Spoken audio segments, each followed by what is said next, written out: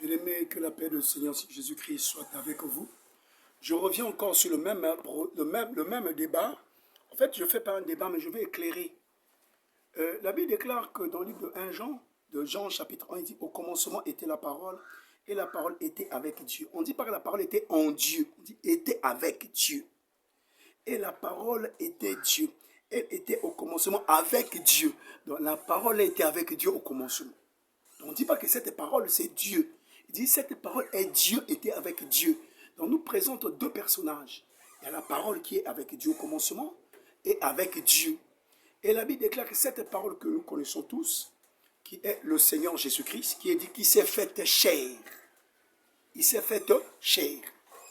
Dans le livre de Hébreux, au chapitre 7, il dit « Tu n'as pas aimé ni l'holocauste, ni sacrifice, mais tu m'as donné un corps. » Donc Dieu s'est fait chair. Ce Dieu s'appelle la parole. Et qui n'est pas le Père, qui était au commencement.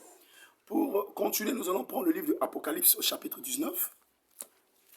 Il dit, je le lis au nom de Jésus, et je vis le ciel ouvert, et voici parut un cheval blanc. Celui qui le montait s'appelait fidèle et véritable.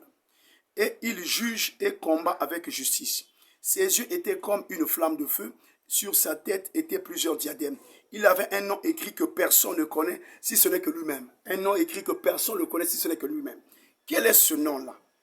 Et il était revêtu d'un vêtement teint de sang. Son nom est la parole de Dieu. Il dit son nom est la parole. Le fidèle là, redoutable et fidèle l'homme là, qui apparaît avec ce cheval-là. Son nom c'est la parole de Dieu. Il s'appelle la parole de Dieu. Je continue.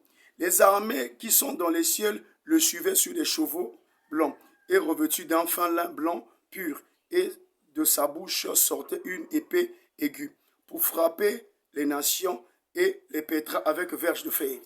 Qui perd le peuple avec le verge de fer? C'est le Christ. Donc c'est lui cette parole-là.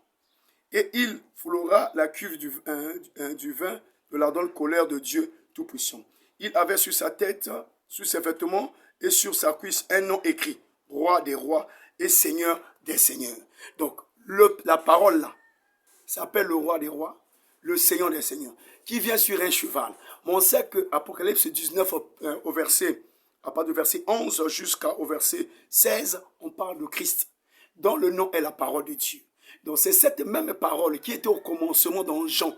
Voilà pourquoi on dit cette parole s'est faite chair. Comprenez-vous qu'il y a le Père qui est Dieu, et il y a la parole qui est le Seigneur Jésus-Christ. Il était au commencement dans la création de toutes choses.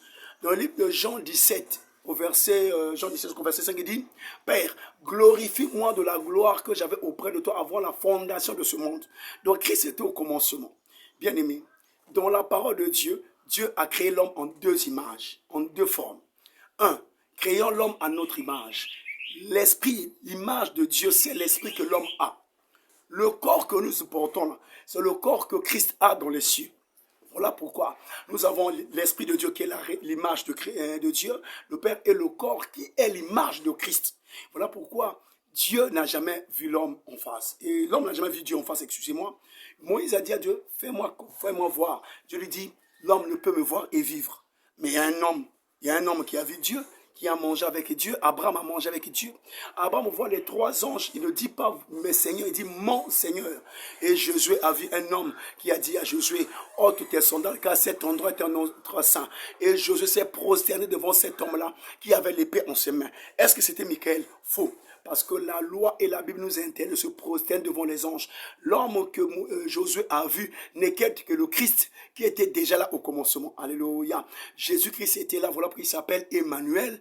Et Dieu parmi les hommes, il s'appelle Jésus. Christ qui veut dire oint. Jésus qui veut dire Dieu sauveur. Qui a habité parmi nous. Dans le livre de Jean, il dit il s'est fait chair parmi les hommes. Et dans l'apôtre hébreu, il dit il est l'image de sa gloire et l'empreinte de la personne de Dieu. Donc, qui a vu le Fils, a vu le Père. C'est ça la réponse dans le livre de Jean, chapitre 14, là où il dit, celui qui m'a vu, a vu le Père, je suis dans le Père est en moi. Et l'incarnation du Père. Christ est tellement vivant et vrai en tant que Fils. Voilà pourquoi il s'appelle le premier-né. Et il est éternel, pourquoi? Parce que dans la parole de Dieu, il n'y a qu'un seul ange dont les hommes se sont prosternés. Il parle en tant que Dieu, qui s'appelle l'ange de l'Éternel.